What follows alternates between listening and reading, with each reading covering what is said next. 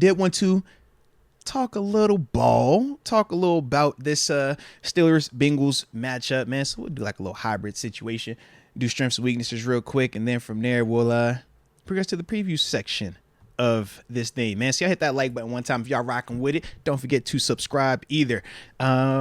So for me, man, when I think of strengths real quick with this Bengals team, Joe Mixon, he said, man, he's still very, very, very, very good, man. Running game, catch out the backfield. He said, even though you know he's going to get the ball right now, especially due to the quarterback situation, he's still very explosive, still very dynamic, and just a guy that, like you said, you got to be buttoned up for 4 quarters when dealing with him, man. But like I said, definitely feel like he's the big thing right now due to the quarterback situation. How you want to do it? You want to go back and forth, or me run real quick and then you run? You can just do all yours. All right. So like I said, Joe Mixon, the first thing. Obviously after that, man, crazy wide receiver group, elite talent. No question about that, but quarterback situation is making it a little weird with them. The pass rush, more importantly, man, the DNs, man, Hendrickson and Sam Hubbard. Big body dudes that kick a lot of butt, man. They complement each other really well. Not on the level of Myles Garrett, Zadarius Smith, not on that level. They're not TJ and Highsmith, but they are really good. Probably third group in the division. We'll put them at 3. And then last thing for me, man, almost like was that last week? No, almost like Green Bay week. They got a little return cat, man. Charlie Jones. You remember we talked about him, man, out of Purdue, a little receiver, man. But he obviously housed something, man, in terms of a punt return to the crib. I do remember. Yeah. So he's one of them dudes, man. It's like if you're facing a team that is wounded, right? A team that is on the ropes, a team that you're going to be looking to figure out how are they going to create splash on offense. Punt return, stuff like that, defense all becomes more prevalent, man. So he's got to be buttoned up when we putting that punt in the air to a dude like Charlie Jones because he has scored already in the return game. I think it was like an 81-yarder he took to the crib, man. So like I said, those are the things that when we watch him on tape kind of jump off to me from a strength standpoint. So obviously with the Bengals, they got good offensive weapons. You hinted at that. I mean, you got Jamar Chase, T. Higgins, Tyler Boyd, Joe Mixon. That's the one thing that they still have. Mm-hmm. You don't have Joe Burrow, but if Browning can get these dudes the ball somehow, some way to make plays, he said find a way. Yeah, if he can. No, that's the question. I don't know if he can, to be honest with you. Which is good for us. That's why I'm going to include the quarterback and the injury situation in my negatives. Yes. But yeah, that's still a strength for the Bengals. They still have literally, top 3 receiver in the league in Jamar Chase. Yeah. You have T. Higgins, who's a top 20, 25 guy. Yeah. Great, wide receiver 1, number 2, however you want to describe him. And Tyler Boyd, nice slot guy, nice wide receiver 3, wide receiver 2. They have a really nice receiving core. Yeah. And then obviously Joe Mixon, he's perennially a top 10 guy for the most part. Top 10, 11, 12, however you want to rank him. But on defense, I guess what you got to give them props for is their turnovers. They're one of the top teams in turning the ball over. Yeah. They give up a bunch of yards on the ground, particularly in the run game. But they are 5th in taking the ball away, 18 for the season. So what we do pretty well as an offense, to our detriment at times, potentially, is the ability to control the ball and not turn it over. So that could be a little chess match there. And obviously the Bengals, they're probably going to be super aggressive on defense, knowing that they have Browning at quarterback instead of Joe Burrow. They're going to want to be playing spoiler, going to want to be making life hell for us on offense. But with that, they might take too many chances, and we could take advantage of it. And then the other strength I have for them, I'm with you on the pass rush. Hubbard and Hendrickson. Hendrickson's having a really good year. Yeah. 9.5 sacks. Hubbard has given us problems, too, in the past. So Dan Moore, come on, bro. Come on, bro. I got faith in Broderick. Although Broderick let a few slip last week, too. Say, Dan Moore, come on, bro. Come on, bro. It's not Myles Garrett anymore. The whole your Myles Garrett's kryptonite joke is over. It's definitely over. We're done with that. But let's just get back to playing some solid ball here. Nah, this could be a good test for Broderick, though, man. Trey Hendrickson, I want to see how he handles him for 4 quarters, man. Those are my 3 strengths. Respect. Shout out to my dog. You know what? I think their corners are pretty decent too. I've talked about them before. Like a Woozy, they got Mike Hilton as well. Shout out to Money Mike, man. Let's go. But yeah, those are my 3 strengths for the Bengals. I like it, baby. I like it, man. All right. Now talk a little bit of these weaknesses for these Bengals, man. The pass protection. Yeah, buddy. It's still same old. QB get hit a lot. Even before Joe went out in the game, he was already sacked multiple times, hit multiple times, under pressure. That has not changed. Jake Browning came in there, same concept. Thought he was actually a little bit more athletic, though, in terms of like being able to run away from some of it, but still, it's a problem, man. So yeah, pass pro is the first weakness. Second thing, talked about it just briefly, but the quarterback, no Joe Burrow. Jake Browning, I think he throws a nice ball. I think he's athletic. Gives me some Brock Purdy vibes to an extent, just not as buttoned up or as consistent.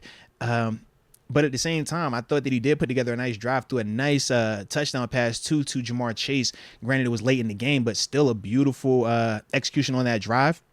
So we can't sleep on him. But at the same time, I'm not about to lose my mind over him either. And then I have their DBs up here as a weakness, but not in the traditional sense of I think they suck. I just think that when I'm looking at their defense, I think their pass rush is the best part of their defense. I think their inside linebackers are the second best part of their defense. Then from there, it's the secondary, and I think they're better at their corner position than the safety position. So that's why I put, the DBs as a little bit of a weakness because, offensively, they got the skill position players there. The big weaknesses on this team is quarterback, O-line right now, man. But, yeah, it's kind of how I felt about it, man. How you feel about it, though, man? With you on quarterback, obviously. Yeah. No more Joe Burrow. You have Jake Browning in there. Big-time weakness for you. And then, you're right, the O-line, the pressure continues to pile on every time that, they drop back to pass, whether it is Joe Burrow or Browning. Mm-hmm. So, 100% agree with you. I will say this, though. For the defense as a whole, they give up a lot of yards on the ground. And I kind of hinted at that whenever I was talking about strengths. Like, this could be a good game to run the ball. I mean, you look at these last like 7-8 games. 157 they led up to the Ravens, 188 to the Texans, only 68 to the Bills. Did the Bills not run the ball much? They was getting banged up. Everybody started that game. So it's time to come back. So yeah, I guess they did a decent job against the Bills, stopping the run. But other than that, 113 Niners, 87 Seahawks, 142 to the Cardinals, that's crazy. 173 to the Titans. First 2 weeks, they gave up 206 to the Browns. I mean, that is the Browns with Nick Chubb, though. Yeah. Also, Ravens, 178. So some of those teams are unique in how they do the whole running stuff. But, man, it's just time to get Jalen Warren the ball more. Simple as that. I mean, all the metrics out there about how he's only touched it like 100 times, but has this crazy yards per carry or the amount of total yards that he has. Let's just get him the ball more and see what it does against this Bengals defense, because it's not as good as the Browns defense as a whole, and in particular stopping the run. So we should be able. We should do fine in that. Have a nice balance. I do want Kenny to sling it, but I think we'd also be stupid not to try to take advantage of the Bengals run defense. Yeah, especially with Jalen Warren cooking the way he has. And also, to piggyback on that, we know that their best chance of, I think, getting after us is with their edge rushers versus Dan Moore and Broderick Jones. I think that gives them the best chance. You create a short field off of a strip sack or something like that. That's also something that, we obviously have to be just aware of. I don't think we have to fear it, but just be cognizant of it, They're going to be hunting the ball. Yeah. Because that's the other part that I want to see with Eddie Faulkner and Mike Sullivan in terms of some game day stuff. How are you protecting your tackles? Week to week is different matchups. That Browns team was a different matchup than that Packers team just because of the pass rush that we're dealing with. This Bengals team, the pass rush we're dealing with, do you want to have a ton of both of them dudes being ISO'd, or are you having backs chip? Are you having tight ends chip? Are you having guys aligned in that C-gap area? Like how we kind of talked about at times with Matt Canada. So that's the other thing, man, that, like I said, we'll see how we respond with that from a schematic standpoint as well, man. But, yeah, it's going to be a good one, man. It'll definitely be a good one. Do you have any other weaknesses? That's all I got. I mean, the quarterback's a big weakness for them. I think so as well. Big weakness. He's athletic, though, man. He's definitely athletic, and he can throw a good pass. I will say that, but at the same time, he going to have to show me, man. I ain't about to go crazy. He going to have to show me. All righty. So, strengths and weaknesses, lock them in. I'm going to drop some key matchups real quick, and then after that, man, we drop these predictions on these folk, man.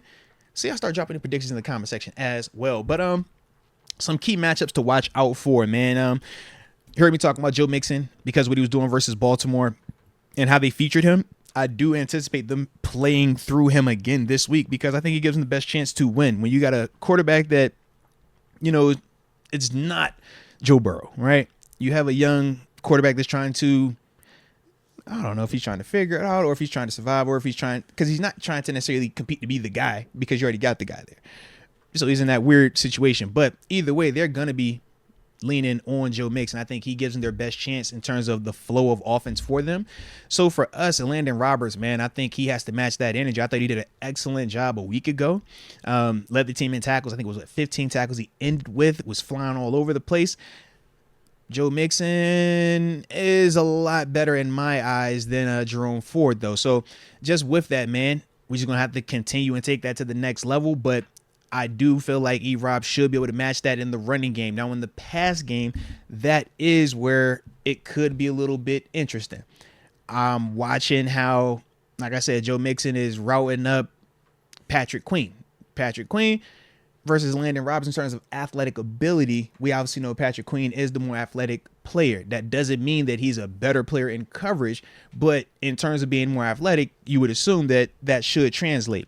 So those are, just like I said, the little concern with it, but as a whole, E-Rob matched that physicality, man. We got to have that one because you can make this team one-dimensional this week. I think it's an absolute wrap. The next part, once we make it one-dimensional, Jamar Chase versus the young boy JPJ. If you get the matchups, man, put them hands on him. He is the dog. That's the big dog. That's the one that it don't matter if it's a screenplay, it doesn't matter if it's a deep throw. You have to tackle this, man. Treat him like Steve Smith. Steve Smith, historically, take a little pass. He gonna bully you down the yard. That's Jamar Chase, man. He bully you when he got that ball in his hands. He plays receiver like a running back dang near. But at the same time, JPJ, you've been locking up and doing an excellent job versus everybody you've had. I thought that your next big test was this past game versus Amari Cooper. You held your own, man. We'll live with slants, man. We can live with that. Slant, tackle to catch, that's fine. Now, Jamar Chase, a little bit different when he catches that slant, so you really got to make sure we tackling it. But that's the one right there that I really want to see, and I'm really excited about it. Then from there, now we get into our bread and butter. Jonah Williams and Orlando Brown versus good old TJ Watt and Alex Highsmith. This the one we got to bookmark. This the one we got to continue to have. It didn't matter a week ago when it was Baltimore out there. I'm seeing Jadeveon Clowney. I'm seeing Kyle Van Noy and company get after these dudes. And I'm like, yeah, them dudes ain't nothing. Ain't got nothing on TJ and Highsmith, man. We got to dominate that matchup right there. When we talk about those weapons that, you brought up in terms of skill position guys and stuff like that, that's cool. But the way that we make them not relevant is make sure Jake Browning does not have time. Make sure Jake Browning is under duress. Make sure Jake Browning is having to play faster than he would like to play. And I feel like this is definitely one of the matches where we should be able to do that. Then after that, man, take it to our side on the offense. Our tackles, Broderick and Dan Moore. You got to block up, hold your own against Trey Hendrickson and Sam Hubbard. Deke them brought up about Hendrickson with the 9+ sacks. They both daggone good players. Hendrickson is Batman, though. Hubbard is Robin. Good thing for us, Hendrickson gets to go against Broderick. Hopefully Broderick is our Batman. We're going to find out, though. We'll find out. And then in terms of last matchup, it's a simple one for me, man. We've had a lot of change, right? Coordinator been fired. We know Kenny is under, the spotlight right now. Faulkner, Sully, and all this other stuff.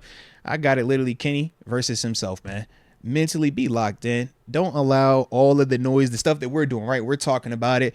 Hey, evaluation, 7 games, coordinator gone. What's next? You drafting this dude, you bringing him in. As a player, bro, you cannot entertain any of that. As a player, you literally have to treat this as business as usual. No different if my coach got sick. It is what it is, bro. We know you the guy right now. All right, cool. We locked in. Let's make sure we do what we got to do. We not pointing fingers. We not seeking comfort. I'm not minimizing nothing. That's what that energy has to be this week. Go out there and play your game, man. Don't get in your own head, man. And after that, bro, let the chips fall where they may, man. Let the chips fall where they may. All right.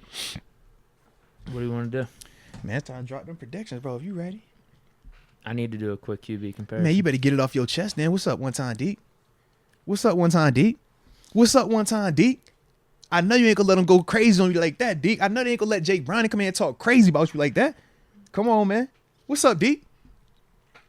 Jake Browning, welcome to the NFL. Okay. Unfortunately for you, Joe Burrow didn't want any of this smoke for this game, so he decided to get injured last week because he'd be going up against KP8 without Matt Canada. Pissed off, too. Let me tell you about KP8 without Matt Canada. Talk the Deke. OC that has been sabotaging Pittsburgh quarterbacks for the last 2.5 seasons. Talk about it. That KP8 is going to come out guns blazing this game. Let's go. 3 touchdowns. 3-piece. He's going to point out the biggest skeptics, point out the biggest haters, and start to turn them into believers. But trust me, not all of them will change. It'll just be a few. You know some of the haters take a little time. It ain't a They'll take a little bit of time, but then there will be a few more trying to jump on the bandwagon. But I'm here to tell them right now, the bandwagon actually is already closed. We're sorry. We didn't put the chain on it. It's already closed. Throw away the key, man. Y'all know what time we on. If you don't think Kenny's about to go on and run these last 7 games, I don't know what to tell you outside of that. You don't know ball. So, yes, in this quarterback matchup, Kenny Pickett is better than Jake Browning. Dad, talk. Not even a question. You heard the man. You heard what he said. Stop playing. But my final score prediction, I do think the offense opens up. I do think Kenny has a good game. I do think we run the ball, but I think Kenny gets a few of those touchdowns. You know, we're down in the red zone. Respect. One might be a little dump off the Jalen Warren. Muth, I think it's one too. It'd be dope. I think the offense is gonna look good. Am I hearing a 30 burger? No. Dang, Deke. 27. I was like, 30 not too far off. Damn, I can't say it again because I did it again. You was about to say 27-13? I did it again last week and we lost. Yeah, don't. I officially retired it. I tried to bring it back. Don't do and that. You see it cursed. Yeah. So 27. It double cursed. It got somebody fired, bro. 27-10. All right, 27-10. 27-10. Pittsburgh Steelers over Cincinnati this week. All right. I like it. All right. Well, y'all make sure y'all drop y'all score predictions in the comment section as well, man. Don't have us having all the fun over here. But to me, man, it's gonna go one of two ways, right? We either gonna fold or we gonna, rally around this adversity and stuff like that. But to me, I think it's a close game, man. I think that both defenses actually are tough, and both defenses do a great job of creating turnovers. So because of that, I do anticipate both offenses to an extent not trying to expose, their quarterbacks to a lot of that adversity because both of us are built similarly. We rush the passer extremely well. They rush the passer extremely well. They create the turnovers. We create the turnovers. So to me, man, I have it 16-10 Steelers. Feel like, like I said, we definitely get our touchdown when we need to, and we will move the ball because if you look at the Bengals on defense, they do allow a lot of yardage in between the 20s. They do that, but at the same time, they're opportunistic in certain scenarios. Now, part of that has been when you have the offense with Joe Burrow, it just feels different in terms of game flow, in terms of what you're willing to call and how aggressive you are or aren't when you're facing them. So that could be very different for us as well. But like I said, man, we definitely take care of business, man. I got a 16-10. I do think for us, our pass rush, the way we went up front, I think that's going to be the big difference. And the big thing, man, we can't give them nothing cheap, which I don't anticipate us doing.